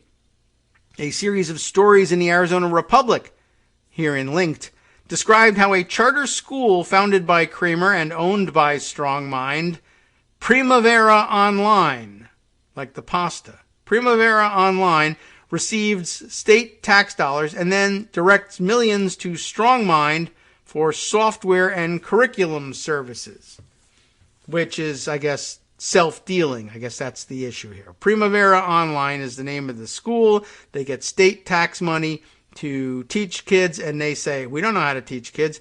Let's ask StrongMind to show us how to teach kids. And then StrongMind, I guess, gives some of that money to Freedom Learning Centers or whatever. The arrangement is legal, though, because Primavera has received an exemption from procurement regulations that apply to traditional public schools, leading government watchdogs and some public officials to call for stricter regulation. That is to say, it is self-dealing, just like we said, but they have an exemption from that rule. A recent audit suggests that Kramer, as StrongMind's lone shareholder, collected $3.5 million from the firm last year. And he probably had to send $1 million out to the Arizona State Legislature to get himself that exemption. In response to questions about the arrangement, Bendix said the charter school, quote, is in compliance with applicable federal and state law related to the use of public funds and accounting for the use of these funds, which is, the non-denial denial. Yeah, it's in compliance with applicable state and federal laws because one of the state laws exempts them from the applicable state laws. We're not in compliance with the law that applies to everyone else, but we are in compliance with the law that was specially written for us, you see. In a 2018 opinion column responding to the Arizona Republic's findings, Kramer stressed his school's, quote, immense value to the people of Arizona. I don't think so. StrongMind employees were told last week that efforts to build software destined for Turning Point Academy were on hold. On Slack, the online messaging platform, some employees reacted with a crying face emoji, others with a tombstone emoji, according to screenshots reviewed by the Post. I guess those are the people who were actually upset about it. But somebody wasn't. And, very interesting. What a revealing article on so many levels. It's just really wasn't expecting it to be quite that engaging a piece, but well done there, and I wish I had seen the earlier investigative pieces. Good job in taking that apart.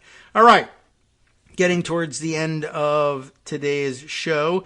Let me see. Might be able to squeeze 2 more items in here, although we really should probably give more time to what's going on with Madison Cawthorn and read through the articles that I've got on hand. So instead, we'll turn to the weird and somewhat fascinating story of Mesa County, Colorado clerk Tina Peters. You may remember her from such legal entanglements as breaking into the county's storage facility where their voting machines were being stored and getting caught tampering with the machines in order to prove that really somebody else was breaking in and tampering with the machines, but somehow she was the one caught red-handed doing it. Yeah, that's Tina Peters. Well, apparently she was recently arrested again, I think, for something else. Although actually it turns out she was briefly detained and she was, not arrested, although it looks an awful lot like an arrest because they were detaining her in handcuffs while they made a seizure pursuant to a search warrant. But I'll read you the story from the Denver Post, but there's great video that accompanies this, and I guess we could maybe play it so that you can hear the audio, but really the punch is in the combined audio and video. And before I even get to the actual story behind it, just to make sure that you get the gist of this stuff, maybe I can open up Pocket on the big computer here and see if we can get you the audio just for fun of her detainment. But the kicker of her detainment here is she's being served with a search warrant, and the police are, executing that warrant. They're picking her up in a local bagel joint, I guess. She's maybe there to pick up her breakfast, and they handcuff her and serve the search warrant and seize what they're after. But what's really interesting is just watching. It's another one of those weird white lady getting arrested things where she's being a white lady Republican and finding herself on the wrong end of a pair of handcuffs for the first time, although really it might be the second time because she might have been arrested for breaking into the thing. Anyway, you know what? It's proving more difficult to pull up this video than I thought. But in the video, she just does that white Republican lady can't believe she's getting arrested thing where they're putting her hands behind the back and handcuffing her, and she's screaming, "Let go of me! Let go of me! Let go! Ouch, that hurts! Let go of me! Let go of me!" And everybody kind of sort of says that when they're objecting to being arrested. I'm just amazed sort of at the white lady thing where they do it. And I think they say it as if they think the cops will say, she is being pretty insistent here. Maybe we should let go of her. She is, after all, she's a white lady. And maybe we should do that. As opposed to, well, if you're a black man or black woman being arrested or a black of any gender being arrested, and, you might very well be tempted to say, let go of me. And sometimes in even stronger terms than that. But then they club you over the head and tell you stop resisting. And they didn't do that to this white lady. So there's a big difference in the way they're arrested. Anyway, as it turns out, I guess we'll make it long story short here because I don't know if we're going to be able to get through the article here. This arrest has to do with, and you do have to read the article to decode the whole thing. Peters is in court, but as an observer at some proceeding for one of her lieutenants, I think, is probably in trouble, probably for part in the break-in thing. And Peters is there observing, and she's got her iPad out, and she's recording the proceedings. And the judge, I guess, has given some instruction. Look, inside the courtroom, rules are different. No recording of the proceedings in here. There's only the official court reporter, and, I don't know whether they had video or not, whatever. But they said, look, no personal recording in here. And Peters is apparently holding up her iPad and saying, I'm not recording. She tells the judge, I'm not recording. But witnesses say, nah, the ones of us sitting behind her could tell she was recording. You could see that she's recording. And they told the judge, and word gets to the judge, and the judge says, well, you broke my courtroom rules. I'm going to issue a search warrant. I want that iPad seized. And I don't know whether they're going to impound the thing or just delete the video, or they're going to use it as evidence to bring a contempt of court proceeding against her or something like that. That's what the warrant was for. So the cops came not to arrest her, but to seize this iPad, which I guess, they're acting pursuant to a warrant, so I guess it's fine. Anyway, yeah, they handcuff her, and she does the whole, let go of me, let go of me. And then she tries to kick the cops, and they yell at her, and they bring her outside. Now, there's a second video in circulation, which is funny, but again, this one you have to see. And so she's, doing her usual protest and let go of me. I haven't done anything and blah, blah, blah. So someone else is out there. A friend of hers is recording. And the cops even say, I don't mind your recording, but you got to take a step back, please. But Peters says to her friend who's recording, come here. I want to tell you something. Come close. Come closer to me. And her friend goes over and she indicates that she wants the friend to lean in so she can whisper in her ear. She says, I need you to do something for me. Come here. And she starts to whisper the instructions like, go back to the office and destroy all the evidence. I don't know what the instruction is going to be. I'm just guessing. But the cops, yank her back and are like, no, you can't do that. And she protests, I can talk in her ear. Basically, it's a free country. I have free speech rights. I can talk. I can whisper in my accomplices' ear. No, actually, you can't. You're actually being detained right now. But, white lady, privilege, never really been through an arrest. Not like I have or anything. But I'm just saying, I got some idea about what the cops will and won't let you do when you're being detained. I just thought that was pretty remarkable. So Tina Peters has more issues. Not only is she in legal trouble for breaking into the storage system, or the storage place where they were storing the voting machines, but she's also got possibly a contempt charge for lying about about recording while she was in the courtroom, and now she's got a problem with resisting the law enforcement activities as well. So, couldn't happen to a nicer person, I guess, is what we could say about that. I mean, it probably could. There's probably a lot of nicer people out there that we could find and do this to, but why would we want to when they're such nice people? All right, we'll wrap up for today. Maybe tomorrow or Friday we can bring you the latest on the Madison Cawthorn things. I'd like to read you the articles about it. I guess suffice to say, we can long story short that stuff too. You'll recall that Madison Cawthorn is suing to try to block the North Carolina Board of Elections from considering whether or not they'll disqualify him from the ballot under the insurrectionist clause there from what? I can't even remember which amendment we're talking about anymore. Are we on the 14th at this point? Anyway, he's suing, and of course we mentioned the other day that he asserts that the Amnesty Act of 1872 lets him off the hook. And we read it, and it's a pretty broad act. It's true. But remember that what he's saying here essentially is, no, the actual legislative intent of Congress in 1872 was not only to give amnesty to former Confederates from the Civil War, but to legalize participation in insurrection by members of Congress in the future. Remember, he thinks that's so broad that it basically immunizes it. Basically, members of Congress get a free shot at insurrection whenever they want to do it. And if they ever get arrested, they just point back to the Amnesty Act of 1872. Seems like a neat package, but wait till you hear it explained by an expert. From netrootsradio.com, you have been listening to Kagro in the Morning with David Waldman. But maybe you can't wait to hear things explained by an expert. Well, you're in luck, because the West Coast Cookbook and Speakeasy is up next. Justice Putnam is your resident expert. He'll be explaining all the top stories from around the country and around the world. Let's see. Belarusians make it into the news here. Belarusian cross-country skiers have fled the country during the Olympics. Amazing.